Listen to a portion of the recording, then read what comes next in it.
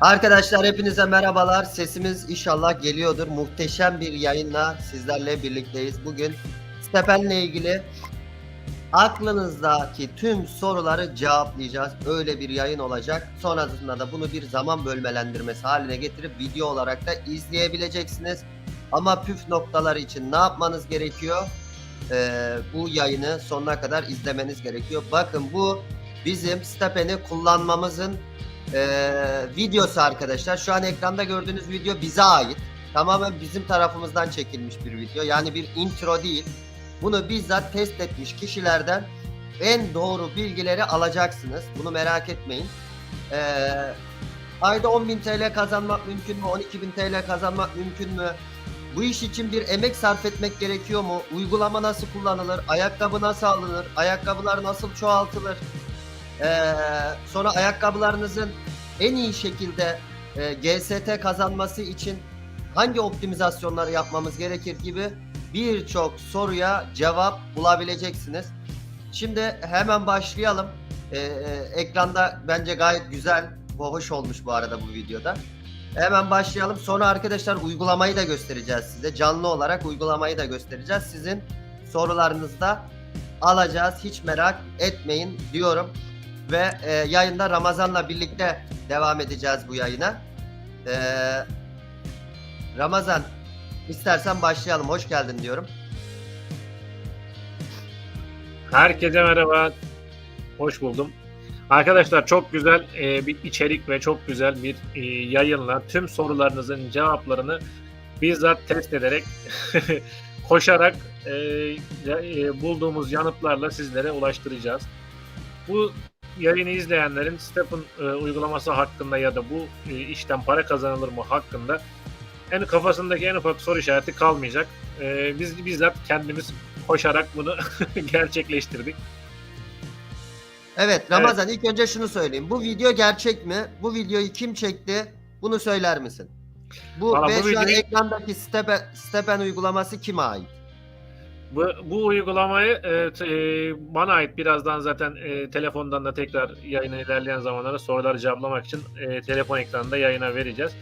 Koşan ben değilim ama arkadaşlar koşucu bir arkadaşım. Gayet sürekli antrenman yapan, her gün antrenman yapan birisi.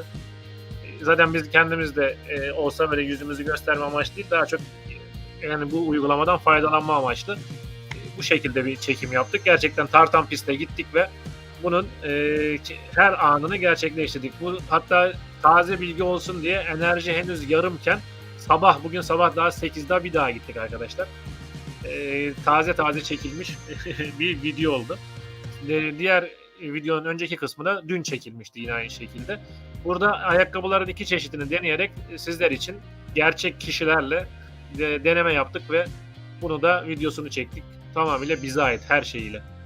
Evet, şimdi hemen başlıyoruz. Arkadaşlar Ramazan'a ben daha çok soracağım. Ramazan cevaplayacak, ben de cevaplayacağım. Şimdi ilk önce veriler üzerinden konuşmak gerekiyor arkadaşlar. Şu an ekranda gördüğünüz verilerdeki biz diyelim. Şu an 13 kilometre bölü saat hızla koşuyor. Bakın 14, 13, 13.6, 12.5 diye değişen saatteki kilometre hızımız. Bu bir runner ayakkabı. Bu bir koşucu ayakkabısı. Farkı ne? Bunu da anlatacağız. 2.94-95 diye devam eden şey arkadaşlar ne oluyor?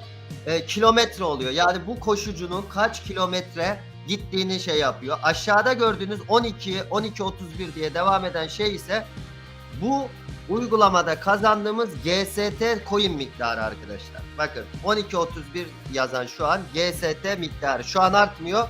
Çünkü niye arkadaşlar? Sağ üstte gördüğünüz gibi 0.030 yazan şey. Bir daha başlatalım istersen Ramazan. Gördüğünüz gibi bakın koşma şeyimizi de gösteriyor. Baştan başlatalım. Sağ üstte yazan 0.030 yazan şey de ne oluyor arkadaşlar? Enerjimiz oluyor. Bakın sağ üstte şu an baştan başladığı için 2.4 bölü 3 yazıyor. Burası da enerji miktarı oluyor.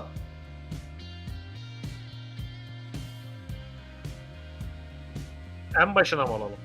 Evet tamam, burası çok iyi. Burası çok iyi. Tamam. Bakın evet arkadaşlar şu an enerji doldu.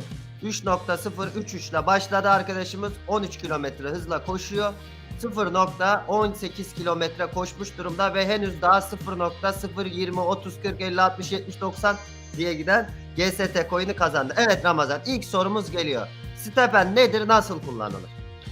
Arkadaşlar Step'in uygulamasını daha öncesinde de duymuş olabilirsiniz. Binance'ın Launchpad ile birlikte GMT token sayesinde duyduğumuz Solana ekosisteminde hizmet veren bir uygulama. Ne işe yarıyor? Bu uygulama sizin telefonunuzdaki sağlık uygulamasına bağlanarak koşarak madencilik, aslında bir nevi para kazanmanızı sağlayan, içerisinde ayakkabı satın alabildiğiniz, bu ayakkabıyı gerçek hayatta değil uygulamanın içerisinde alıp oraya mindlayarak, yani NFT mantığıyla mindlayarak, onu da telefonu da sürekli yanınızda taşıyarak, yürüyerek, koşarak ya da işte temponuza ayak uydurarak 0 kilometreden 20 kilometreye kadar ki hız ayarında koşunuza göre ayakkabı seçerek, burada aslında bir sosyal sorumluluk projesi gibi insanları harekete sevk ettiren ve spor yaptıran, aynı zamanda da bu sayede para kazandıran bir uygulamanın tamamıyla canlanmış hali.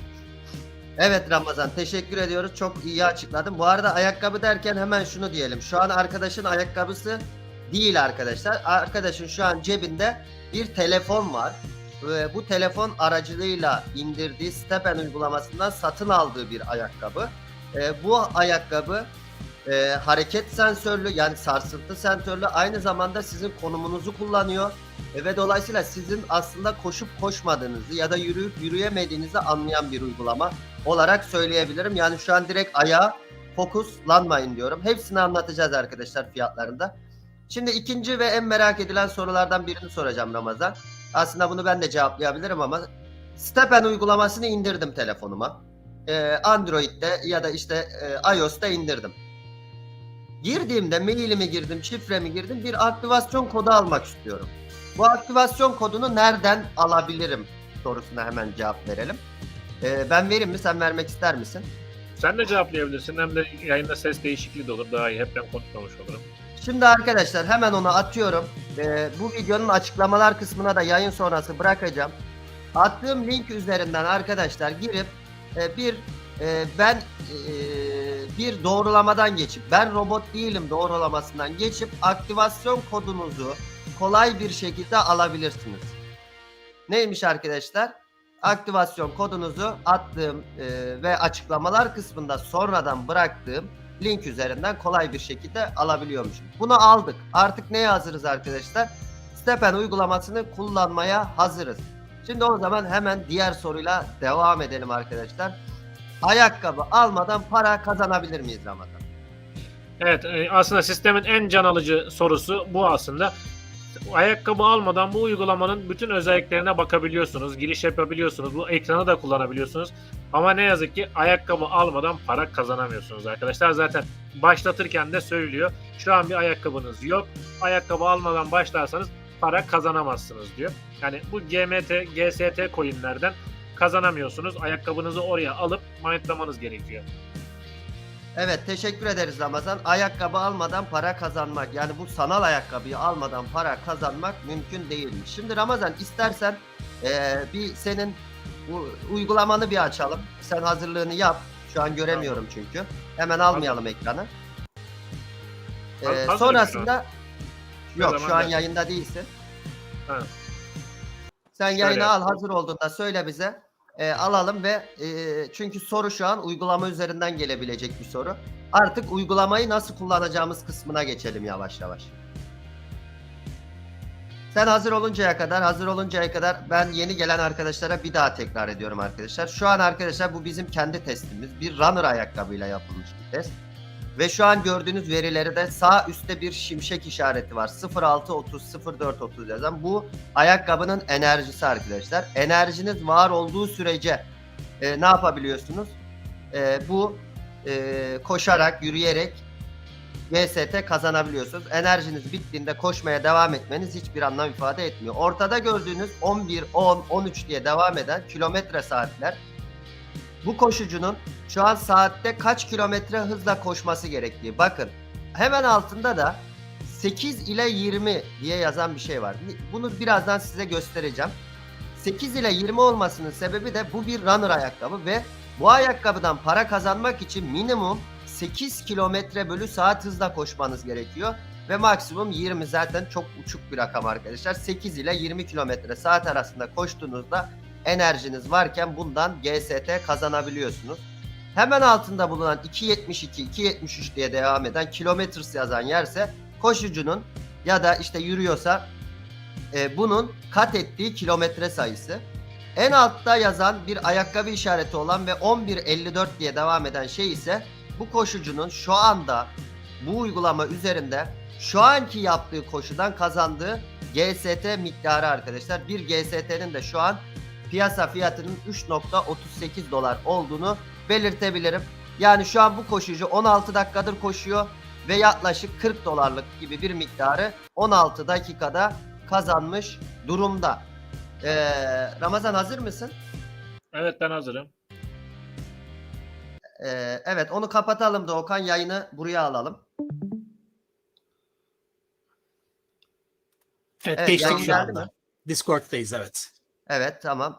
Valla soruya bakmam için soruları açmam lazım. Evet Ramazan, soru. En düşük ayakkabı ne kadar? Hemen bize Arkadaşlar bir gösterebilir misin? şu an hemen Step'in uygulaması içerisine girip sağ alttan sepete tıkladığınızda burada en düşük ayakkabı sıralaması otomatikman karşınıza çıkıyor. Burada zaten şu an için en ucuz ayakkabıyı görüyorsunuz. En düşük fiyatlı ayakkabının fiyatı şu an 9.64 Solana. Ramazan, burada bir filtre kısmından da bize bunların nasıl filtre Evet. edilebileceğini gösterme Şimdi şansın var mı? detaylandırarak hemen gidelim. Burada hemen şuradan sneakers bölümünden ayakkabıyı seçebiliyorsunuz. Burada dikkat etmeniz gereken filtrelerden bir tanesi. Onu da hemen şuradan aslında göstersem daha doğru olur. Şurada How to Play seçeneği var. Hemen Start butonunun altında.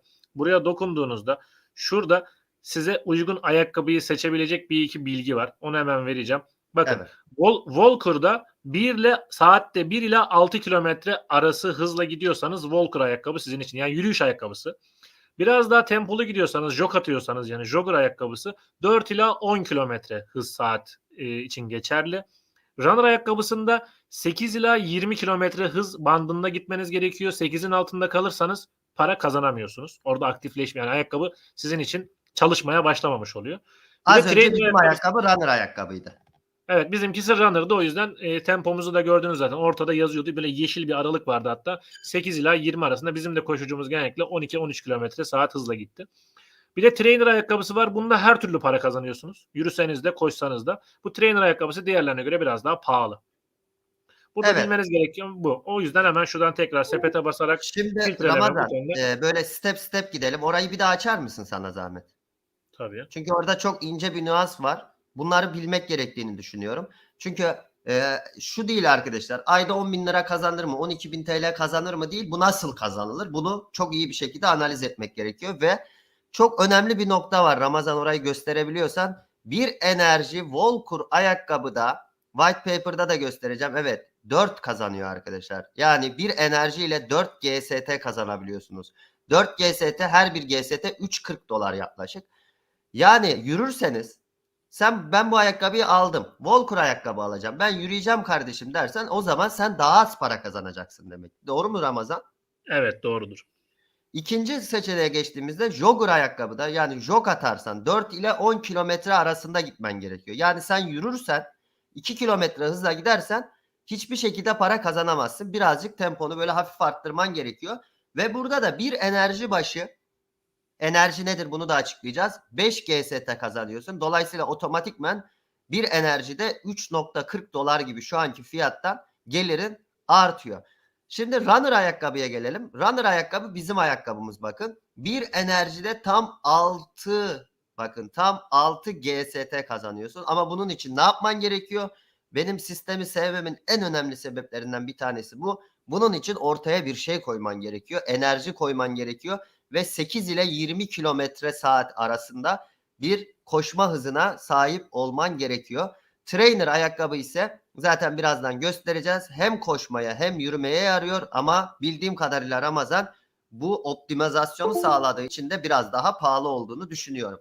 Şimdi Evet. Walker'lardan başlayalım. Yani bir enerjili de 4 GST kazanılan bir ayakkabının minimum fiyatı nedir Ramazan? Hemen onun için de şu aşağıdan sepete tıklayarak geçiyoruz. Buradan filtreleyebiliyorsunuz arkadaşlar. Filtreye basıyorsunuz. Buradan Filtreyelim. ayakkabıları ayakkabıyı seçiyorsunuz. Walker'dan başlayacak olursak. Evet. Burada level aralığını 0'dan 30'a tutuyoruz. Mindlanan ayakkabı için de sonra bilgi vereceğiz. Geleceğim. Öncelikle bir Walker'ların fiyatlarına bakalım. 9.85 şu an için. Az önce 9.64 fiyatı vardı diğer ayakkabılardan karışık olan sekmede. Şu an sadece yürüme ayakkabısı, yani Walker alırsanız en düşük yürüyerek bile, adımlayarak bile para kazanmaya başlama yöntemiyle 9.85 Solana'dan başlıyor fiyatları. Yani 9.85 Solana ne kadar demek Ramazan? Şu an hemen onun bir hesabını ben yapayım. Arkadaşlara da söylemiş olayım. Hemen şuradan Türk lirasını alalım. Şu an arkadaşlar bir Solana yaklaşık 1350 TL olduğunu düşünürsek çarpı 9.85 13.300 lira arkadaşlar. 13.300 lira bir ayakkabının, bakın, bir Walker ayakkabının değeri. Hemen şu soru akla gelecek Ramazan. Az önce ne demiştik? Bir Walker ve Common bir ayakkabının günlük enerjisi kaç Ramazan? Bir ayakkabının enerjisi şurada hemen karşınıza çıkacak. Burada 3 gözüküyor. Bu normalde 2 arkadaşlar. Bunu da açıklayacağım. Yok, şunu Evet. yapmayalım. Bir Common ayakkabın varsa eğer. Bir Common ayakkabın varsa burası 2 oluyor ve 24 saatte 2 enerjin olabiliyor. 24 saatte 2 enerjiyi doldurabiliyorsun. 2 enerjilik de kotan oluyor yani. Bizimkisi 3. Onun da sebebini açıklayacağız. Siz yani bir en düşük ayakkabıyı aldığınızda 2 enerjilik hakkınız oluyor arkadaşlar. Bu Evet, iki iki enerjiyle de az önceki white paper'da şunu görmüştük Ramazan. Bir optimizasyonu sağlarsak tabii ki bir ses geliyor. Bir enerjiyle 4 GST kazanabildiğimiz için bu ayakkabıyla bir Walker'ları açalım Ramazan. Arkadaşların kafası karışmasın. 8 GST kazanabiliyorsunuz arkadaşlar. 8 GST de ses bir tek bana mı geliyor? Senden mi geliyor acaba, bilemedim. Bendeki mouse'tan mı diye baktım da değil. Olabilir, bir dakika, evet olabilir, haklısın. Hemen devam edelim. Bu Walker ayakkabı 13.300 TL'yi unutmayalım. 13.300 TL'ye aldığınız bir ayakkabı size her gün yaparsanız arkadaşlar 8 çarpı 3.40 çarpı 14.75 dersek günde 400 lira kazanıyor. Yani ayda arkadaşlar 12.000 lira kazandırıyor ama bir istisnası var, hemen bunu söyleyelim. Bakın 13.000 liraya aldığınız bir ayakkabı 13.000 kaç dedik? 300. 13.300 aldığınız bir ayakkabı 12.000 lira kazandırıyor mu? Hemen onu açıklayalım. Ramazan, bu ayakkabının bir maliyeti var mı ayda? Bu ayakkabıların maliyetleri var arkadaşlar. Onun için de hemen şuradaki runner yazan, biz runner almıştık. Bu ayakkabının içerisine girdiğimizde bu ayakkabı koştuğunuz süre içerisinde şurada canı var bu ayakkabının. 100'den 98'e düşmüş. Biz bu ayakkabıyla koştuk birazcık. %2 kadar eskimiş bu ayakkabı.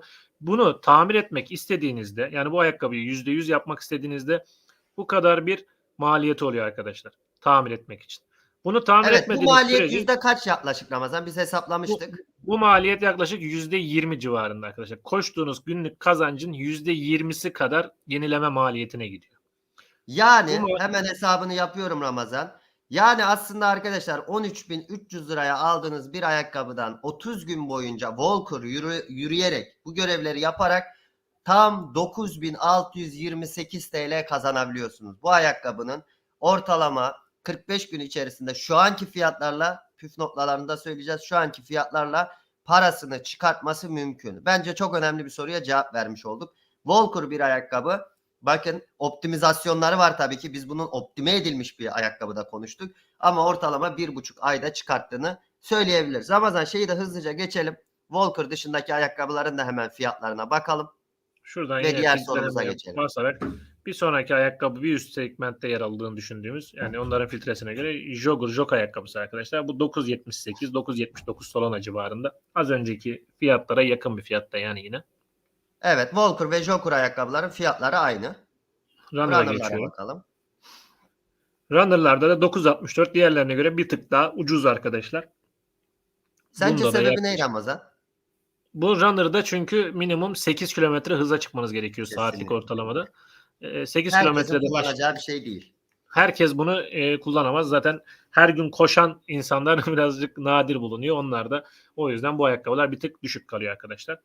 Diğeri en fiyat olarak pahalı olduğunu düşündüğümüz ayakkabı modeli. Bunda Evet. her türlü yürürken de koşarken de para kazanıyorsunuz. Bu trainer ayakkabısı arkadaşlar. Bundan 15 solana 16 solana civarlarında şu an 15.89 15.96 en düşük ayakkabılar bu şekilde. Bunda yani diyelim ki bir gün yürüyeceksiniz. O gün yürürken para kazanıyorsunuz. Yani az çok kazanma olayını az önce anlattık. Arada fark olduğunu. Bir gün yürüyerek para kazanabilirsiniz. Bir gün koşmak isteyeceğiniz koşarken para kazanabilirsiniz. Her gün koşamıyorsanız normal akşam yürüyüşünde bile yürürken para kazanabiliyorsunuz. O yüzden bunun da fiyatı yüksek. Şimdi tekrar ekranı bilgisayara alalım. Tekrar buraya döneceğiz arkadaşlar. Burada anlatacağımız daha çok şey var, unutmayın. Mind seviyelerini anlatacağız. Bu ayakkabılar nasıl optimize edilir, bunları bahsedeceğiz ama hem sorulara bakmak hem de biraz soluklanmak adına tekrar Doğukan, ekran hazır mı Ramazan bilgisayarı? Evet, aldık ekranı. Tekrar videodayız. Aldınız. Hemen o tarafa geçelim ve sıradaki sorumuza bakalım. Bu sırada da şeye bakalım. Yorumlara bakmak istiyorum tabii ki. Hemen şu sağ taraftaki ekranda ortada 13.1, 13.5 değişiyor arkadaşlar. Orası saatlik kilometredeki hızınız. Bu yeşil alanda olduğunuz sürece para kazanıyorsunuz. Evet. Şimdi sorularınıza da bakıyorum. Kapalı alanlarda ya da işte koşu bandında olacağına dair bir soru var. Hani pistte ya da şeyde. Onu tamamıyla GPS ile alakalı arkadaşlar. GPS üzerinden olduğu için kapalı alanlara dair hiçbir bilgi vermemişler. Yani kapalı alanda bununla ilgili kazanmaya dair bir şey olduğu mümkün gözükmüyor. Bu tamamıyla yani kapalı alan dediğimizde şunu kastediyorum. Koşu pisti olabilir tabii ki. Kapalı spor salonu olabilir. Siz yürüyebilirsiniz ama koşu bandı ya da işte bisiklete bineyim gibi şeyler, o tarz şeyleri takip eden bir sistemi var. Ayrıca sağlık sistemine bağlandığı için telefonunuzun buradaki hareket sensöründen de anlıyor zaten sizi. Ramazan, ben şu soruya şöyle cevap vereyim mi? Arkadaşlar, bu bir profesyonel bir uygulama. Düşündüğünüz ve düşünebileceğiniz hiçbir çakallığa, çok özür diliyorum, çakallığa müsaade etmiyor. Siz bu ayakkabıyı alıyorsanız ya yürüyeceksiniz, gidip bildiğiniz yürüyeceksiniz, ya jog atacaksınız ya da koşacaksınız arkadaşlar. Bir motora bağlasam olur mu? Ata üstüne çıksam olur mu? İşte şu yapsam olur mu? Yok, olmuyor arkadaşlar. Sarsıntı var, bakın. White paper'dan da göstereceğiz bunların hepsini. Bunda bir sarsıntı sistemi var. Yani senin koşup koşmadığını anlıyor. Seni GPS'ten takip ediyor. Senin telefonun üzerindeki sağlık programlarına bağlanıyor. Dolayısıyla bu adamlar bunu boşa yapmamış ve bu çakallığın hiçbirine müsaade etmiyor. Yani çakallığa yer yok. Bunun üzerinden devam edelim arkadaşlar. Bu soruları bir daha sormazsanız da sevinirim. Akışı bozmamak adına. Sistemde tek işinize yarayacak bilgi verebileceğimiz, hani bu mantıklı dediğimiz yer şu. Diyelim ki siz o an müsait değilsiniz. Ailenizden, evinizden biri yürüyüşe çıkıyor. Onun telefonunda açılabilir şekilde yapmışlar. Aynı anda iki telefonda açılmıyor. Yani buna aslında izin vermişler.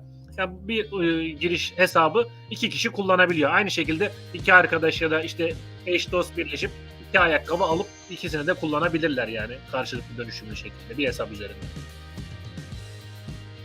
Bir tek bu var. Evet. Yani onun birden dışında, fazla kişi kullanabilir uygulama üzerinden. Evet. Onun dışında GPS ile alakalı olduğu için hiçbir şekilde uyanıklığa çözüm yani şey yok. Fırsat yok. O zaman mantık olmazdı. Şey değil. Yani o zaman uygulama Binance'in Launchpad'i olmazdı. O zaman bu uygulama bu kadar değerli olmazdı. Bağlarlardı böyle bir tane titreşimli bir şeyin üstüne. O orada kazandırırdı. O zaman hiçbir anlamı kalmazdı. Siz aslında koşarak madencilik yapıyorsunuz. Bunu unutmayın arkadaşlar. Bir bilgisayar sistemi ya da bir madencilik cihazına gerek kalmıyor. Herkesin telefonu birer miner'a dönüşüyor ve herkesin de koşusu birer enerji sistemine dönüşüyor. Ve bunlar madencilik yapmanızı sağlıyor. Sistem kendi içerisinde de belli oranda tekrar geri alma üzerinde kuruldu. Çünkü sisteminde bir kendi giderleri var, maliyeti vardır. İşte ayakkabınıza bakım yapmak zorundasınız, level yükseltmek zorundasınız. Birazdan yine onlara detay vereceğiz. Evet. Şimdi bununla ilgili tabii ki çok soru gelecek. Şimdi devam edelim hemen hızlı bir şekilde. Arkadaşlar aslında şunu söylüyorum. Bir arkadaşımız şey yazmış. Çakal niye dedin, ekmeğimiz peşindeyiz. Arkadaşlar benim bu uygulamayı sevme nedenlerimden bir tanesi de şu. Şimdi biliyorsunuz Play to Earn oyunları var. Biz de paylaşıyoruz ve ücretsiz olmasına dikkat ediyoruz. bir normal hayatta bir realitesi olmayan, yani bir iş yapmadığınız, bedava para diye nitelendirdiğimiz şeylerin ömürleri uzun olmuyor. Bu bir Ponzi sisteme dönüyor arkadaşlar. Bu sisteme baktığımızda, ki bunun dezavantajlı yönlerini de söyleyeceğiz ama sonuçta burada herkes para kazanamaz arkadaşlar. Bakın, burada bir emek sarf etmen gerekiyor. Yani yürümen gerekiyor. Bak, senin nerede gittiğini de şey yapıyor. Koşu ayakkabısı bu yüzden olmuyor. Yürüme bandı bu yüzden olmuyor bu arada. Senin nerede gittiğine dair bildiği için, bunu sistem algıladığı için, bunu kazanmak için bir emek sarf etmen gerekiyor. Emeğin olduğu yer daha mantıklıdır her zaman. Yani 2 tane tuşa basmak yerine Play Turn oyunlarında olduğu gibi burada bir enerji sarf etmen gerekiyor ve bunu paraya dönüştürebiliyorsun. Sonuçta bu sistemi mantıklı kılan en önemli sebeplerden bir tanesi de bu diye düşünüyorum. Sorularınıza en son geçelim. Ramazan, sıradaki soruyu soruyorum. Dinliyorum. Ayakkabı seçerken nelere dikkat etmeliyim? Ayakkabıların özellikleri nelerdir? İstersen tekrar uygulamaya geçelim. Olur. Uygulamadayız ekranım tekrar. hazır. Hı hı. Ayakkabılar, bizim 2 tane ayakkabımız var şimdi mesela, görmüş olduğunuz üzere. Bu ayakkabıların altında yazan değerler var. Bakın, burada değerler var arkadaşlar.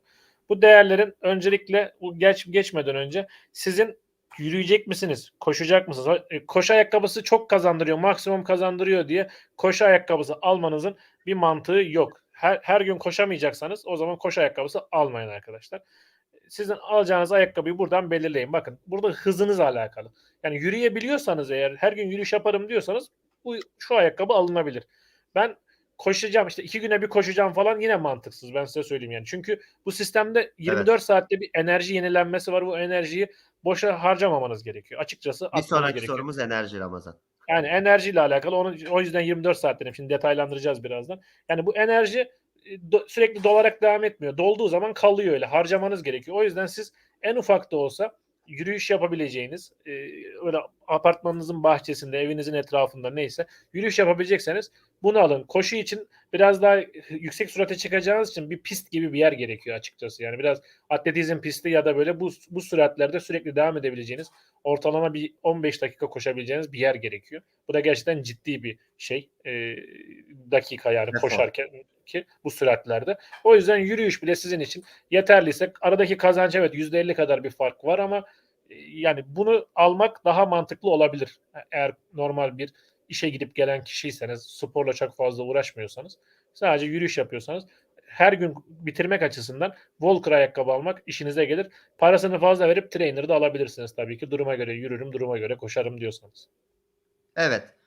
Yani ilk sorumuzun şimdi şeydir Ramazan. Ayakkabıların özellikleri. İlk önce ayakkabı seçerken dikkat etmemiz gereken şey bizim yürüyeceğimiz mi, koşacağımız mıymış? Bunu öğrenmiş olduk. Şimdi ayakkabıların özelliklerinden bahsedelim Ramazan birazcık. Evet, şimdi ayakkabıların yürüyüş, jog, koşucu ve trainer özellikle isimlerinin, filtrelerinin olduğundan bahsetmiştik. Şimdi ayakkabıların içindeki özelliklerden bahsedecek olursak, hemen şuradan bizim bir tane 5 levellik bir ayakkabımız var. İçerisine giriyoruz. Common bir Arkadaşlar burada ayakkabı. nasıl? Common bir ayakkabı. Evet, bu ayakkabı Common. Şurada yazıyor. Bakın, bizde ayrıca bir tane de Uncommon ayakkabı var arkadaşlar. O da şurada. Onun da içerisine girdiğimizde burada da Uncommon yazıyor. Şimdi burada hemen şu Common ayakkabı içerisine girelim. Bu geliştirilmiş bir ayakkabı birazcık. Bu ayakkabının şuradaki canı arkadaşlar.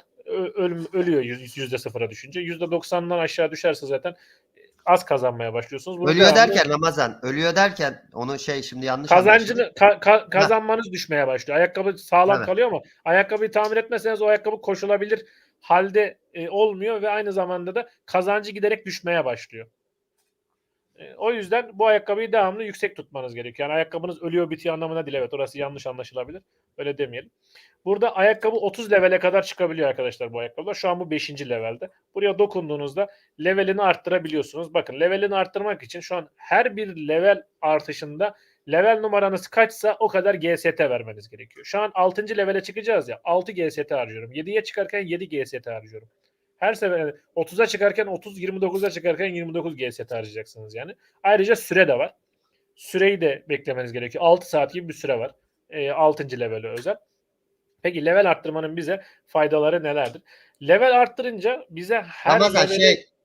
önce ayakkabıların özelliklerinden bahsedelim. Böyle step, Evet, hani ayıracağız ya bölümlere. tamam. Okey. Ayakkabıların birinci özelliği verimlilik. Şu an bu ayakkabının verimliliği ne işe yarıyor diyorsanız başlangıçta bu ayakkabı şu puanlarla geldi bize. Bu verimlilikte sizin koşarken kazandığınız GST miktarı burada bir oranla hesaplanıyor arkadaşlar. Bu GST oranınızı bunu arttırırsanız eğer GST kazanma oranınız artmış oluyor. Bakın buradan böyle level arttığında bunu arttırabiliyorsunuz. Daha sonrasında luck, diğeri şans oranı. Bu şans da koşarken koştuğunuz süre zarfında karşınıza kutu düşmesini sağlıyor. O kutuların da ne işe yaradığını yine birazdan bahsederiz. Bu kutuların içinden ayakkabı çıkabiliyor. Nasıl olacağını anlatırız. Konforun şu an için bir önemi yok. Konfor 30 levelden sonra ve GST değil de GMT kazanırken işimize yarayacak. Şu an için konfortu geliştirmek bir kazanç sağlamıyor. Buradaki en alttaki şey de dayanıklılık arkadaşlar. Bunu ne kadar arttırırsanız şuradaki ayakkabınızın canı o kadar az eskimeye başlar. Yani ayakkabınız daha dayanıklı olur. Her koşuda biraz daha az yıpranır. Bunu arttırdığınız sürece. Diğer türlü bunu sabit bırakırsanız ayakkabınız hep aynı oranda, aynı hızda eskimeye devam eder. Bunu arttırırsanız eğer ayakkabınızın eskime hızını yavaşlatmış oluyorsunuz yani. Evet, dolayısıyla ayakkabıyı da tekrar yenilemek için bir GST harcayacağımız için aslında GST harcama miktarımızı da azaltmış oluyor. Evet, doğrudur. Şimdi ayakkabı seçim, yani ben bir ayakkabı almak istiyorum dediğin zaman Ramazan, bunlara nasıl bakıyorsun? Mesela giriyorsun ayakkabının içine, bu özelliklere neye, mesela bir iki ayakkabıyı kıyasla. Mesela sen alacaksın en düşük common bir ayakkabı alacaksın. Trainer demeyelim, normal Volcro bir ayakkabı alalım. Alacağımızı düşünelim. Evet, şimdi Volcro bir ayakkabıyı buradan filtreledik mesela, seçtik. Evet. Direkt Bize iki ayakkabıyı giriş kıyaslar mısın? yaptığımızda şurada common ayakkabı, tabii. Şimdi şuradaki Volcro, evet. İçerisine girdiğimizde bu ayakkabının 5. levelde olduğunu, yani bunu şimdiye kadar yükseltmiş bunu kim aldıysa. Daha sonrasında buradaki özelliklerini görebiliyorsunuz. Az önce bahsettiğim özellikler. Mesela bunun verimliliği 3.3. Şu an en baştaki levellerde bizim işimize yarayacak şey verimlilik ve dayanıklılık demiştim. Lock özelliğinde de karşınıza sürekli dışarıdayken işte kutu düşme şansı var. Bunu da önemseyebilirsiniz tabii ki. Şu an Comfort'un 30 levelden önce bir önemi yok. Verimlilik ve dayanıklılığa baktığımızda 3.3, 2.5 mesela.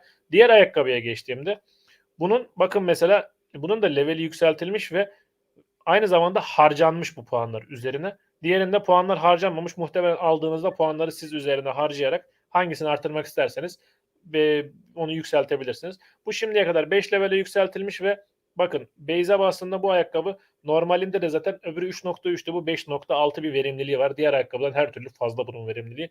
Dayanıklılığı da yine aynı şekilde fazla gözüküyor. Burada zaten gelen puanlarla birlikte verimliliği ekstra arttırılmış. Yani bunu aldığınızda direkt hızlı bir şekilde iki enerjiyle, hani bir enerjiyle yürüyüşte 4 kazanabiliyordunuz ya, 4 GST kazanabiliyordunuz ya, 2 enerjiniz olacaktı.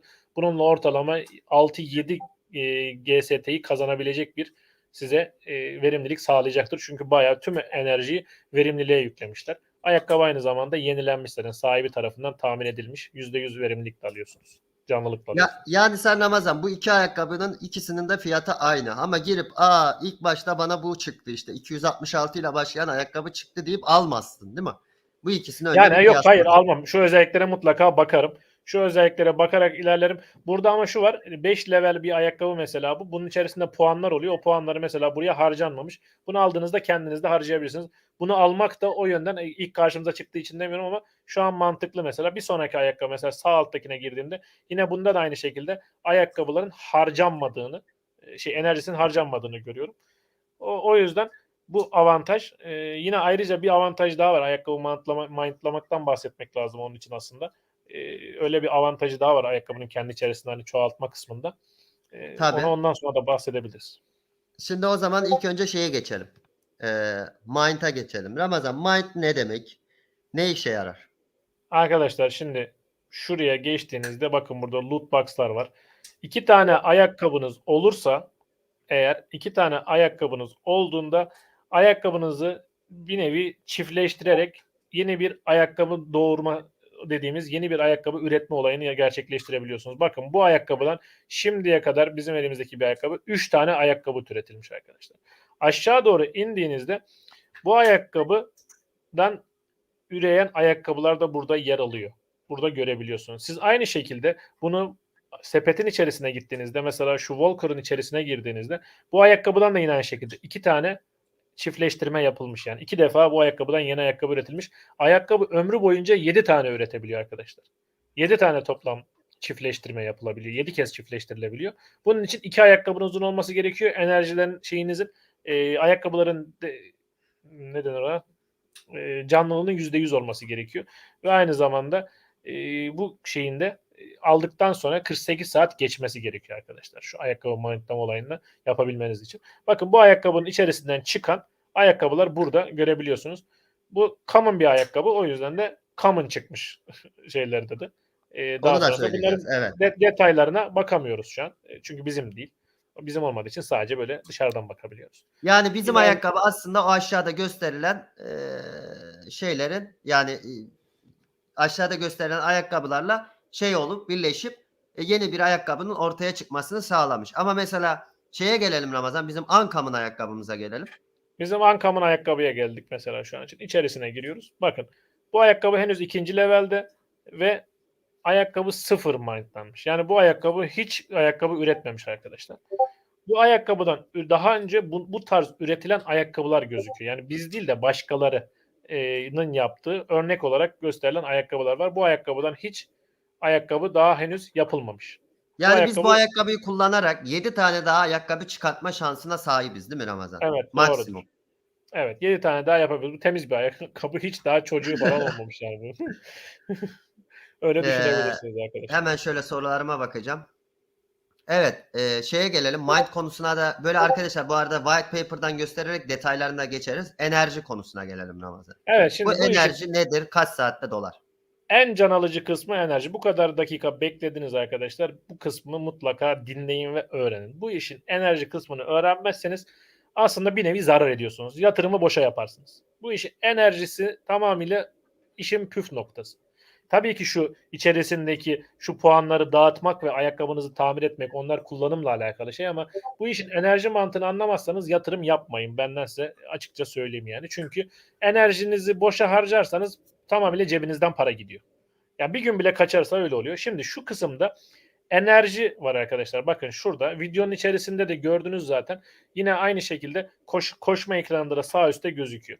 Bu enerji bizde 3 gözüküyor. Bu enerji normalde başlangıçta 2. 2 olunca her 6 saatte bir %25'i yenileniyor bu enerjinin. Her 6 saatte bir. Yani bizim saatimize göre de sabitlemişler bu arada. Avustralya saatine göre ayarlamışlar da Türkiye saati olarak söyleyeyim. Sabah 10'da, öğleden sonra 4'te, gece 10'da ve yine gece 4'te olacak şekilde %25'i her 6 saatte bir yenileniyor arkadaşlar. Yani 2 enerjiniz var diyelim. Şu an mesela saatin 4 olmasına yaklaşık bir 55 dakika var. Size 0,5 enerji yüklenecek saat 4'te. Bize mesela gelmiş 0,7 enerji. Şimdi saat 4'te bir 0,7,5 daha gelecek. İşte 7,5 burayı göstermiyor şu anda. 3 olduğu için bizim toplamı 7,5 geliyor. 0,75 geliyor. 0,75 geliyor. 1,5 olacak yani burası. Burada bu enerji dolduğunda siz eğer gidip buna harcamazsanız, o enerjiyi boşa bekletirseniz, o enerji sizin için geçersiz hale gelecek artık. Yani bir şey olmayacak. Yeni bir yenilenmeyi kaçırmış olacaksınız ve o süreçte para kazanmamış olacaksınız. O enerji çöpe gitmiş olacak. Şey gibi düşünün. Bir Age of Empires tarzı ya da herhangi bir orman böyle oyunu gibi bir şey düşünün. Deponuz dolduğunda daha fazla ormancılar ya da işte madenciler çalışmaz mesela, ne olur? Orada maden işlemi duruyor ve siz kazanamıyorsunuz. Depolarınız, tanklarınız dolmuş oluyor. Burada da aynı mantık. Burada tankınız dolu olduğu sürece yeni gelecek, o 6 saat sonra gelecek %25 yenilemeden faydalanamayacaksınız ve onu harcamadığınız için de para kazancınızı otomatikman bir nevi kendi kendinize kaybetmiş olacaksınız. Yani enerjinin ekstrası yok. Senin eğer 3 enerjin varsa 3 enerji dolduğunda 3,01 enerji bile üstüne eklenmez. Ta ki sen bu enerjiyi tekrar azaltıncaya kadar. Evet, yani buradaki mantık da o yüzden yürüme ayakkabısı almak mantıklı dedim. Her zaman koşamasanız bile yürüyerek o enerjiyi akşam öyle gece bile çıksanız atarsınız. Enerjinizi tekrar sabaha kadar bir sonraki güne yenilenecek şekilde boşaltmış olursunuz oradaki çubuğu. Bu sayede de boşa gitmemiş olur. Yürüyerek bile para kazanma kısmı burada geliyor aslında. Hep koşacağım ben en şeyini alacağım ama bugün de koşamadım diyorsun mesela. Tüh boşa gitti diye üzülmen lazım. Çünkü koşamazsan gerçekten büyük para kaybediyorsun yani yatırımından gidiyor. Evet, evet. Yani arkadaşlar runner bir ayakkabıyı almanız için bir atlet işte bir spor dalında uğraşan günlük sporunu yapan birisi olmanız gerekiyor. Eğer günlük sporunu yapan birisi değilseniz Volcro ayakkabı almanız lazım. Günlük yürüyüş yapan bir adam değilseniz de hiç ayakkabı almamanız lazım arkadaşlar. Aslında mantığımız bu. İşte Evet. sistemi güzel kılan yerlerden bir tanesi de bu. Yani sen aynı ben bunu spora başlamak olarak nitelendiriyorum. Hani birçok kişi gider salona yazılır.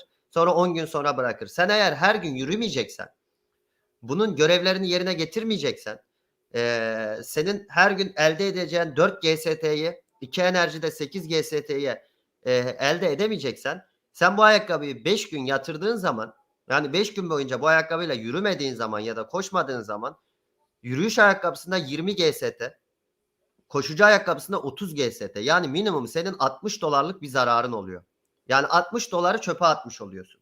Dolayısıyla bu ayakkabının bir yatırım maliyeti de olduğu için bu bir hevesle alınabilecek bir şey değil arkadaşlar. Bunu eğer kullanacaksanız alacaksınız. Siz gerçekten spor yapıyorsanız, yürüyüş yapıyorsanız ya da yanınızdaki biri yapıyorsa bunları almanızda fayda olduğunu düşünüyorum. Şimdi çok soru geliyor Ramazan. Ayakkabıyı satabilir miyiz? Satarsak nasıl satarız? Hemen araya onu da sıkıştırmış olalım, devam edelim. Arkadaşlar ayakkabınız zaten aldığınızda şu aşağıdan soldan ikinci bölüme ayakkabınız geliyor. Buraya sell butonu var hemen şurada bakın. Sell butonuna bastığınızda buradan direkt ayakkabıyı tamir etmem gerektiği söyleniyor. Zaten bir süre sonra next diyeceğim mesela. Buraya ne kadar fiyat girmem gerektiğini söylüyor. İşte diyelim ki bu ayakkabı bu arada şey Ankam'ın olan ayakkabı. Bunu biz 40 küsür Solana'ya aldık. Yani bunu da işte 50 Solana'ya mesela buradan onaylayarak satışa koyabilirsiniz. Satıştaki ayakkabıyla koşamıyorsunuz. Bir işinize yaramıyor. Hem satışa koyayım hem koşayım olmuyor arkadaşlar. Şuradaki sell butonuyla kullanabilirsiniz o yüzden. Birine transfer de edebiliyorsunuz bu arada. Bunda da enerjinizin dolu olması gerekiyor. Birine transfer edebilmek için Evet, ayakkabıyı. yani bir ayakkabıyı aldınız, sıkıldınız, satabilirsiniz. Ama sonuçta sizin sıkıldığınız süre zarfında bu ayakkabının değeri de düşebilir arkadaşlar. Bunu da unutmamak gerekiyor ya da yükselebilir. Ya burada Yani aslında bu hem ayakkabıyı almak isteyenler bence kullanmak için alsınlar arkadaşlar. Yani yine yorumlarda çok fazla görüyorum. Yani bu şekilde para kazanılmaz zaten arkadaşlar. Kriptodan arkadaşlar da burada para kazanılmaz. en mantıklı şu ama yine mantıksız. Bak çok mantıksız ama en mantıklısı şudur. Burada yürüyüş ayakkabısı alırsın 2 tane. Şunu da bu arada şurayı mantığını 0 seçersin ki hiç ayakkabı çoğaltmamış ayakkabı olsun. Bu arada hiç de leveli yükselmemiş oluyor. Yine yürümen lazım ki level yükseltmek için GST kazanman lazım. Dışarıdan alıp sisteme GST soksan yine zarar edersin. Olmaz. 2 tane ayakkabı alacaksın. Hiç çiftleşmemiş. Bunları alacaksın, çiftleştireceksin. 7 tane ayakkabı çıkartacaksın. Bunları satarak ticaret yapmaya çalışacaksın ama yine çok faydalı değil yani. Yine bir işe yaramaz çünkü ayakkabıdaki enerjin boşa gidiyor. O enerjiyi o zaman hiç kullanmamış olacaksın. Enerji vermiş adam sana. Sen o işten hiç para kazanmamış olacaksın. Sadece ben ticaretiyle uğraşayım. Bunu yapacağına git başka bir yerde NFT al sat daha mantıklı. Bu tamamıyla yürüyüş yapan birinin direkt parasını kazanabileceği çok da faydalı olduğunu düşündüm. Ben insanlar mesela işe arabayla gidip geliyor. Yürüme fırsatı bulmuyor. Bu uygulama Teşvik sayesinde edici. belki bulur. Değil mi Nasıl? Ramazan? Teşvik edici diyorum. Evet teşvik edeceğim. Mesela spor salonuna yazılsın gitmesin ama bunda gidersin. Bunda direkt para yatıyor. Paran Spor gidiyor. salonuna gidip halter kaldırıp indireceksin ya da ne bileyim bantta koşacaksın. Bunu da al mahallede dolaşacaksın. En ucuz Walker'ı al gerekirse. Mahallede dolaş. Ayakkabının da içerisine gir şuradan. Gir detaylarına. Buradan şu en üstteki ve en alttaki iki özelliğini mutlaka geliştirmeye dikkat et. Verimliliği ve dayanıklılığı. Ayakkabında eskimez ne güzel paranı kazanırsın. Ramazan bir geliştirsene, var mı bunların pointi? Bakayım. Şu pointsiz halimiz de şimdi şuradan bir dakika. Buradan azaltamıyorum. Ben kullanmışım bunu. Yayından önce sabah Ha, yapınca anladım. şey oldu. Şuradan level'e basınca buradan level yükseltiyorsunuz arkadaşlar. Şu an bu level'ını yükseltince 3 GST harcayacağım. 180 dakika bekleyeceğim. Level'ını mesela yükseltmek sizinle beraber yapalım. Mesela bu ayakkabının level'ını yükseltiyorum şu an. 3 Şu an 3 GST'si gitti üstten bakın. 20 aynen. GST vardı. Aynen 20 GST'ydi mesela 17.57'ye düştü. 3 GST'miz gitti. Ayrıca bu süreyi ben beklemek istemiyorum diye diyorsanız da boost'a basıyorsunuz arkadaşlar. 18 GST verirsen 3 saat bekleme diyor sana. Ama beklersin zaten. Enerjin dolmadığı için yani enerjiyle bekliyorsun zaten. O yüzden öyle zamanlara denk getirmek mantıklı bunu. Burada Şu başlangıç puanımız bizim. Buraya bunu level yükseldiğinde şu point kısmına artı puanlar gelecek. Tamam mı? Bu artı puanlarda buraya giriyorsun. Şu artı şeyleri kullanarak buralardan hangisine vermek istiyorsan, hangisini geliştirmek, hangisinin puanını yükseltmek istiyorsan oradaki pointleri bunlara harcıyorsun. Yani bir nevi bir oyunda silah yükseltilir hani falan olur ya böyle bazı oyunlarda ya da bir şeyin derecesi, kademesi yükseltilir. Aynısı geliştiriyorsun yani o puanlar sayesinde. Bunun mantığı bu şekilde. Şurada da leveling yazıyor zaten. Burada aynı zamanda buraya Solana atarak ayakkabı alma kısmını da hemen söyleyeyim. Şu sağ üstteki hemen şuradan sağ üstteki cüzdan butonunuza dokunuyorsunuz arkadaşlar. Buradan Wallet'a geçiyorsunuz. Buraya şifrenizi giriyorsunuz. Karşınıza daha Gir Ramazan. sonrasında Gözükmez gir. şöyle girelim.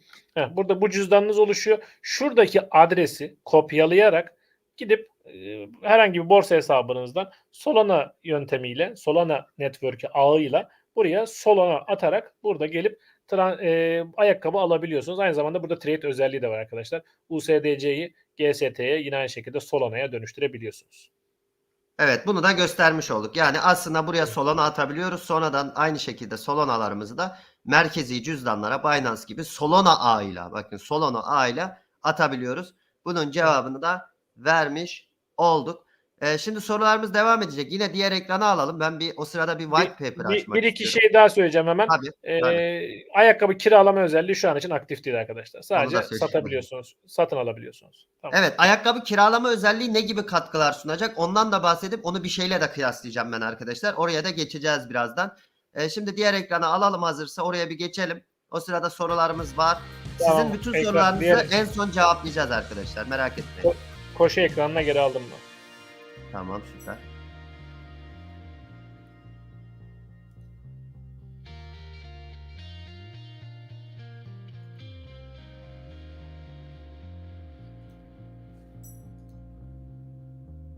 Evet, şimdi biraz da şey üzerine gidelim. Ramazan var mı şey yapacak bir şey? Sorularımız daha var ama şöyle şunun üzerine gidelim. White paper üzerinden biraz bir şeyler yapalım. Birçok sorunun da yine içerisinde hani eksik kalan yerleri de tamamlamış olacağız aslında sorularda. Ekranı tekrar bana alabilir miyiz? Tabii. Şu an sendeyiz. Şimdi arkadaşlar bakın burada white paper'da bir ayakkabının olması gereken özellikleri söylüyor. Bu white paper'ı da açıklama kısmına bırakacağım. Bir ayakkabı bakın az önce bahsettiği gibi Ramazan optimizasyon halinde bir yürüyme walker ayakkabı 1 ile 6 kilometre arasında koşmanız gerekiyor ve bir enerjiyle 4 GST kazanabiliyorsunuz. Koşucu bunları Ramazan söyledi. Dikkat edin bakın Ramazan ne demişti az önce? Dayanıklılık verimlilik. Verimliliğiniz bakın 50'ye düşerse diyor. Bakın yarısı giderse diyor verimliliğiniz %90'a düşer diyor. 20 dayanıklılığa ulaşırsanız da verimliliğiniz %10'a düşüyor diyor. Yani siz oraya para harcamazsanız o ayakkabıyı yenilemezseniz %20'ye düşürürseniz sizin kazandığınız 4 GST artık 0.4 GST'ye ne yapabiliyor arkadaşlar? Dönüşebiliyor. Burası çok önemli. Bu verimliliği etkileyen faktörler nelermiş? Bunlara da bakmak gerekiyor. Bakın burada çok done var. Ayakkabının verimliliği. Orada hani Ramazan point'i arttırıp verimliliği arttırmak gerektiğini söyledi ya. İşte bu nokta arkadaşlar. Eğer ayakkabı seçiminde de aynı şekilde ne dedi Ramazan? Verimliliğe ben çok dikkat ediyorum dedi. Ayakkabınızın verimliliği düşük olursa bir enerji başına 4 GST kazanamazsınız. Hatta Ramazan şöyle bir örnek verdi. Dedi ki bakın bu ayakkabının verimliliği yüksek. Ortalama dedi. Bu ayakkabıyla 2 enerji dedi 6-7 dedi. Dikkat edin. 8 demedi. Çünkü bu birçok etmene bağlı. İkincisi ne arkadaşlar? Bakın GPS sinyali. Çünkü sizi GPS'ten takip ediyor ya konumunuzdan. Eğer GPS sinyaliniz zayıfsa sizin enerjiniz gitmesine rağmen daha az ne yapabiliyorsunuz? GST kazanabiliyorsunuz. Üçüncü olarak mobil veri sinyal gücü. Yani mobil veriniz iyi bir şekilde sistemde algılayamıyorsa dalgalarınız şeyse yani düşükse çekim gücünüz bu da kazancınızı ne yapabiliyor arkadaşlar? Azaltıyor. Burada spor ayakkabıların yani ayakkabıların kalitesinden bahsetmiş arkadaşlar. Burası da önemli bir özellik. İşte yaygın, common bir ayakkabının minimum ve maksimum diye devam ediyor. Burada seviyeleri var arkadaşlar yine. Bu seviyelerden de bahsettik zaten. Şimdi önemli kısımlara şey yapmaya değinmeye çalışacağım. Şu mind kısmına. Evet arkadaşlar, burası çok önemli. Şimdi arkadaşlar bakın, mind etmek önemli bir şey. Ne demiştik? 2 tane ayakkabı bak. 2 ayakkabıyı birleştirip her bir ayakkabıdan 7 taneye kadar bakın ebeveyn olarak geçiyor ve yavru olarak geçiyor. Ne yapabiliyorsunuz? Yavru olarak ayakkabı üretebiliyorsunuz. Şimdi burada çok önemli noktalar var. Mesela dikkat edin. Bizim bir common ayakkabımız var, bir uncommon var. Niye 2 tane common almadık mesela? Çünkü buradaki mind sekmesine baktık. Çünkü altta ne yazıyor bakın. Eğer bir common ayakkabıyla bir common ayakkabıyı birleştirirseniz %100 olarak size common bir ayakkabı çıkacak arkadaşlar. %100 olarak common bir ayakkabı çıkartacak. Ama siz bir common ayakkabıyı uncommon bir şeyle birleştirirseniz bu sefer %49 ihtimalle uncommon bir ayakkabı, %1 ihtimalle de rare bir ayakkabı çıkartma ihtimaliniz ortaya çıkıyor. Böyle devam ediyor arkadaşlar. Bakın, common bir ayakkabıyla rare bir ayakkabıyı birleştirirseniz %50 common, %49 nadir, büyük ihtimalle %1 de epic. Evet, %1 de epic ayakkabı çıkma durumu söz konusu oluyor arkadaşlar. Burası önemli nüanslar. Evet, şimdi gelelim enerji kısmına. Sizin bir ayakkabınız var ve bu ayakkabılardaki enerji hesabına. Hesabı yapmayacağız tabii ki. Burada yazıyor. Herhalde yapacak kimse de yoktur burada. Şimdi burada arkadaşlar, kullanıcılar bir ayakkabıyı aldığında 2.2 enerjiyle başlar ve maksimum 20.20 enerjiye çıkar. Bu enerji nasıl artar? Bu kısma biraz gelelim. Bakın arkadaşlar, bir ayakkabınız başladığınızda bakın 2 enerjiyle başlıyor. Ramazan, yanlış bir şey söylersem düzelt. 2 enerjiyle başlıyor ve günde 10 dakika koşarak bu 2 enerjinizi harcayabiliyorsunuz. Yani ayakkabılar arkadaşlar uncommon, rare, epic ve legendary aldığınız zaman bu enerjiler tamamen seviyeden bağımsız olarak size ayrı bir şekilde sağlanıyor. Biz de o yüzden ne yaptık? Dedik ki en azından bir enerjimiz daha olsun. 3 enerjiye sahip olalım.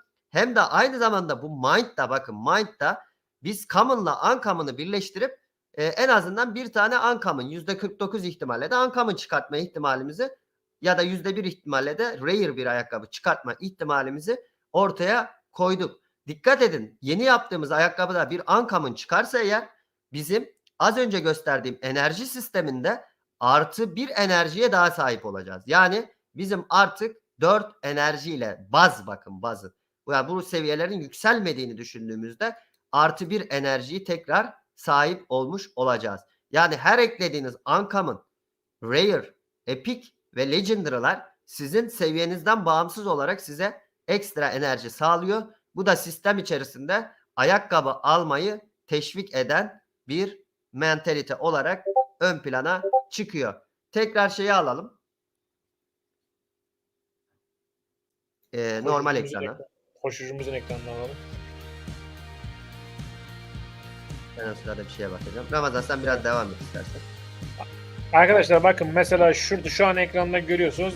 Bizim normalde şöyle göstereceğim. Evet, normalde şu yeşil aralıkta olmamız gerekiyor. Hemen ortadaki 1,5 kilometre saat yazan yerde daha hızlı olmamız gerekiyor. 8 ve 20 olman gerekiyor diyor. Şu an 1,5 kazandırmadığını görüyorsunuz. Bu koşunun sonlarına doğru bir ekran. Şu yeşil alanda olduğunuz zaman kazanabiliyorsunuz. Trainer ayakkabı alırsanız bu tamamı yeşil olduğu için her yerde para kazanabiliyorsunuz. O yüzden bu tarz durumlarda ya yürüyüş ayakkabısı ya da trainer ayakkabısı almak mantıklı.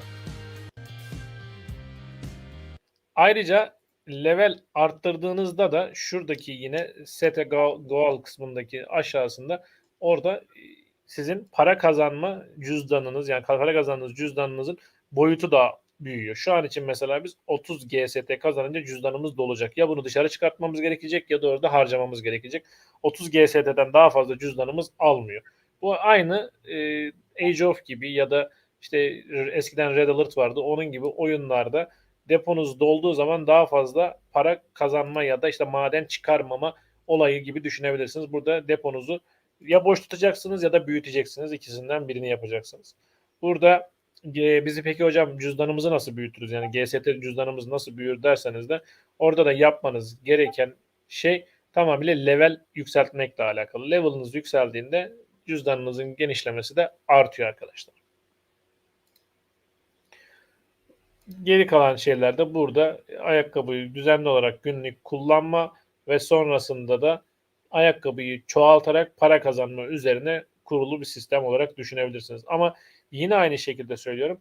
2 tane common ayakkabı aldığınızda bu ayakkabılardan çıkacak ayakkabılar kesinlikle yine common olduğu için ekstra üst bir ticaret yapamıyorsunuz. Burada sizin mantıken yapmanız gereken 10 Solana civarında bir tane common ayakkabı, 42 Solana civarında da uncommon ayakkabı alarak bunların ikisini birleştirince %49 oranında bir uncommon, %1 oranında da rare çıkarma ihtimaliniz var.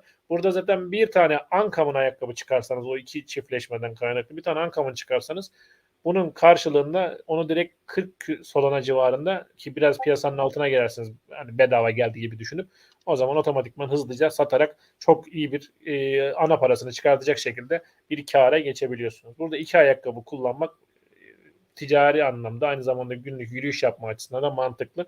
İki ayakkabıyı birleştirirken de burada ne türde ayakkabı çıkarmak istediğinizi seçiyorsunuz bu arada. Ya mesela diyeceksin ki ben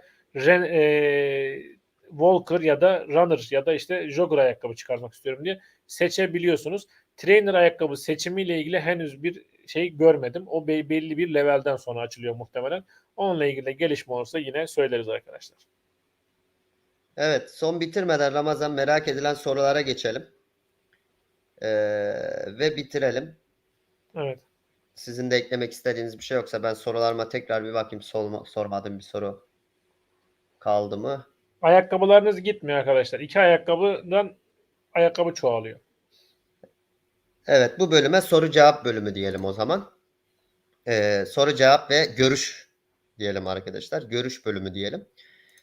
Şimdi Ramazan, sen genel olarak bu sistemi nasıl buldun? Bu sistemin devamlılığını görüyor musun? Bundan GST Coin ya da bu Bu arada şu soruyu cevaplamadık. Çok önemli. Bu soruyu da cevaplayalım. Ne zaman stepen kazanmaya başlayacağız? Şu an GST kazanıyoruz ya. Ne zaman stepen kazanmaya başlayacağız?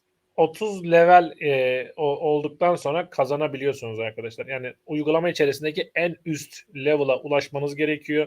En üst level'a, zaten 30 level'e çıkabiliyor ayakkabınız. 30 level'a çıktıktan sonra bu GMT'leri kazanabiliyorsunuz. Step'n token dediğimiz GMT'yi kazanabiliyorsunuz. Bunu oyun içerisinde, uygulama içerisinde harcamak için de yine aynı şekilde, onu da söyleyeyim istersen konusu gelmişken. Tabii. Twitter'da 150 bin takipçiye ulaşmaları gerektiğini kendileri belirtmişler. 150 binden sonra yeni bir güncelleme yapacaklarını söylemişler. Evet, şimdi o zaman o soruya gelelim Ramazan. Sen bu Evet. sistemin devamlılığını merak edilen sorulardan birisi bu. Bu, Nasıl görüyorsun? bu sistemin bir bıktırıcılığı yok bence. Hani bir gidip bir coin'i alıp bir havuza koyup stakelemek gibi değil. Yani stake'e koyup böyle yan gelip yatmak değil. Gerçekten koşan insanların yapacağı bir şey. O yüzden de bu, yani evet, bazı arkadaşlar bunu saadet zinciri, Ponzi gibi görüyor olabilir. Ama sistemde bir balina ya da en üstteki kişinin para kazanma modeli gibi bir sistem yok burada. Burada sistem bence tamamıyla koşarak para kazanmaya ve madencilik üzerine kurulu olduğu için sistemin kolay kolay ölmeyeceğini düşünüyorum. Ama şu var, tabii ki ayakkabılar bir süre sonra eskiyecek ya da işte herkes ayakkabısını çiftleştirecek ve o ayakkabıların ürünleri artık dolmuş olacak. Yani 7 taneden fazla çiftleştirilemiyor mesela. Ama burada siz 2 ayakkabıyla devam ederseniz sizin hiçbir zaman ayakkabınız ölmemiş olacak. Yeni ayakkabılardan da ayakkabı üretmeye devam edebileceksiniz. Burada ayakkabı satarak ve aynı zamanda mutlaka enerjilerinizi harcayarak, başka bir seçeneği yok arkadaşlar. Enerjilerinizi harcayarak ancak bu sistemin para kazanabilirsiniz. Bu sistemin balinası olmak için harekete geçmek gerekiyor. Yürümek, koşmak gerekiyor. O yüzden balina olayının olmayacağından dolayı ve şu an zaten GST coin'in daha 10 milyon dolaşım arzı var. Sınırsız arzı var ama şu an 10 milyon dolaşımda ve bundan dolayı da henüz böyle kolay bir balinasının oluşmayacağını, ancak koşarak ve sistem içerisinde para kazanarak bu insanların bu coin'den kazanabileceğini düşünürsek bence gayet sürdürülebilir. Günlük hayatta her zaman kullanılabilir bir sistem olarak öngörüyorum. Yine senin de düşüncelerini merak ederiz tabii ki. Tabii. Ben de sistem, yani bunun henüz çok daha yeni başında olduğumuzu, çok fazla duyulmadığını, sonuçta burada bir emek sarf edilmesinden dolayı Şey diye nitelendirdim. Hani kolay para kazanma niyetinde olan insanların sisteme çok fazla yatırım yapmayacağını, aslında yapamayacağını, yapsa da bu işten bir para kazanmadığından Evet, dolayı girse de vazgeçecekler. vazgeçeceğini düşünüyorum. Dolayısıyla aslında Ponzi sistemleri, Ponzi sistem yapan budur. Bedava para kazanmak isteyenler olur. Bunlar sadece sisteme para sokar ve bu para sokmasından dolayı da ne olur arkadaşlar? Sistem bir yerde tıkanır ama burada bir emek, yani bir sistemin devamlılığı için bir emek şey olduğu için aslında şöyle düşünün Ramazan, sisteme para giriyor. Giren paranın hepsinin çıkması için sistemdeki herkesin koşması gerekiyor. Bir Evet. enerji harcaması gerekiyor. Şimdi bu çok kulaktan dolma bir şey. Ben biraz bunun temel analizi olarak düşünüyorum. Kulaktan dolma şey olduğu için birçok insanın buraya heybeden de gireceğini düşünüyorum. Yani çünkü öyle başlıklar atılıyor ki ben görüyorum. Bu canlı yayını o yüzden yapalım dedik hatta Ramazan'la birlikte. Görüyorum işte 10.000 TL kazanmak. Kardeşim değil işte. Gördünüz yani. 10.000 TL kazanmak değil. Bunun bir donesi var. Bunun bayağı bir böyle gelişmiş bir arka planında yatan bir şey var. Yani bu algı şöyle yaratılmamalı. Ben bir tane ayakkabı alacağım. Ayda 10.000 lira kazanacağım. Kazanamazsın. Gideceksin, yürüyeceksin. Günde yarım saat yürüyeceksin. Yürümezsen kazan. Ben bugün uykum geldi. Bugün bir şey yaptım deyince devam eden bir sistem olmadığı için bunun geçerliliğinin devam edeceğini düşünüyorum. Henüz işin çok başında olduğunuzu düşünüyorum. Kiralama özelliği belli şeyleri değiştirecektir. Kiralama özelliğinin girmesi aslında bence sistemin maksimum seviyeye geldiği zaman olacak. Ben öyle düşünüyorum. Şu an kiralama özelliğinin açık olmaması da beni sevindiriyor. Kiralama özelliği de şu şekilde işleyecek arkadaşlar. Şöyle düşünün. Bu Mobox'ta var bu arada. Onu söyleyeyim size. Hatta ben Mobox'ta kiralıyorum NFT'lerimi. Sen oynamıyorsun. Oynayan adama kiralıyorsun. Adam senden alıp oynadığından kazanıyor. Burada da sistem şöyle olacak. Ben koşmuyorum kardeşim dediğin zaman başka koşucu bir adama bunu vereceksin. O senin yerine ne yapacak? Koşacak, parasını kazanacak sistem üzerinden. Sallıyorum günde 12 GST kazanacaksa sen bunu 6 GST'ye kiralayacaksın. O adam da 6 GST kazanmış olacak. Buraya girmesiyle birlikte buraya akan paranın çok daha fazla çoğalacağını düşünüyorum Ramazan. Sistemin o noktada bence tap yapacağını düşünüyorum. Ben kesinlikle ayakkabı fiyatının şu evrede çok fazla düşeceğini düşünmüyorum. Çok fazla yeni insanın geleceğini düşünüyorum. Mekanikler çok iyi. Çok iyi şekilde düşünülmüş. Yani burada bir Ponzi sistem kurulmaya çalışmamış. Arkasında temeli güçlü bir şey yattığını düşünüyorum. Benim görüşlerim böyle. Evet, yani sistem bir de biri gelip herhangi bir şekilde daha fazla madencilik yapamıyor ya da daha fazla coin üretemiyor. Burada tamamıyla coin üretmenin tek mantığı hareket arkadaşlar.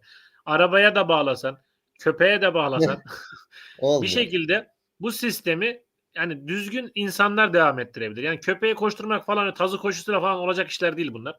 Bunun düzgün şekilde insanlar yürüsün diye, harekete geçsin diye yapılmış bir şey. Zaten görüyorsunuz sistem yavaş yavaş mantığını oturtmaya başlamış.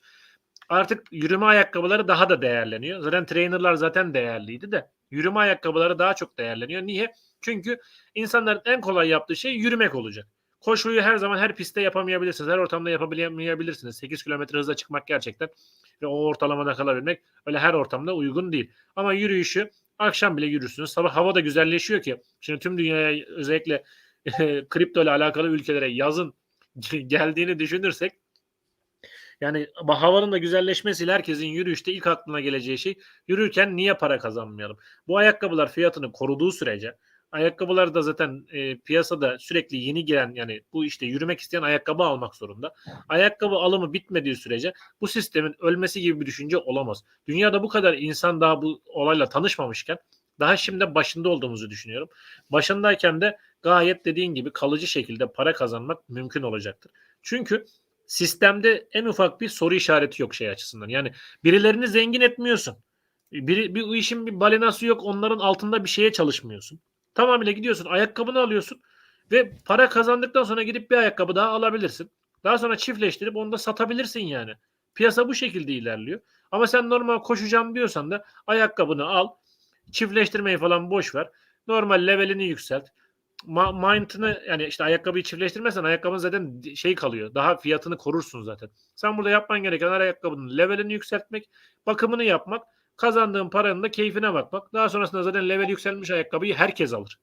Yani satarsın onu direkt hızlıca ve güzel fiyattan satarsın yani. Burada hareket eden insanın ben rahatlıkla para kazanabileceğini ve hiç de böyle sorun yaşamayacağını düşünüyorum bu sistemde. Ramazan, teşekkür ediyoruz. Yayını bitirelim. Sonraki arkadaşlar da izleyebilsin. Bütün sorularınızın cevabını verdik. Bunu gidip geçmişe bakarak izleyebilirsiniz. Ramazan, çok teşekkür ediyoruz. Çok güzel yayında. Biz de Görüntüleri de çok teşekkür güzel ederiz. çekmişsin bu arada. Ben çok sevdim şu ekrandaki şeyi. Aynen, Çok güzel sağ oldu ol. ya. Uğraştık. Herkes umarım bu işten fayda sağlar. Yani biz işin tamamıyla şey kısmını anlatmaya çalıştık arkadaşlar. Mantığını anlatmaya ve para kazanılacaksa da bu şekilde kazanılır demeye çalıştık. Evet, bu platformda güzel bir yayın oldu. Ben de sana teşekkür ediyorum. Yine biz yeni yayınlarda her zaman böyle sizler için zaten yeni şeyleri takip ediyoruz arkadaşlar. Bu konuyla ilgili yine videolar ve geliştirme süreci gelecek arkadaşlar. Hepinizi seviyoruz. Kanalı takip edin. Bununla ilgili birçok video gelecek. Görüşmek üzere. Kendinize çok çok iyi bakın.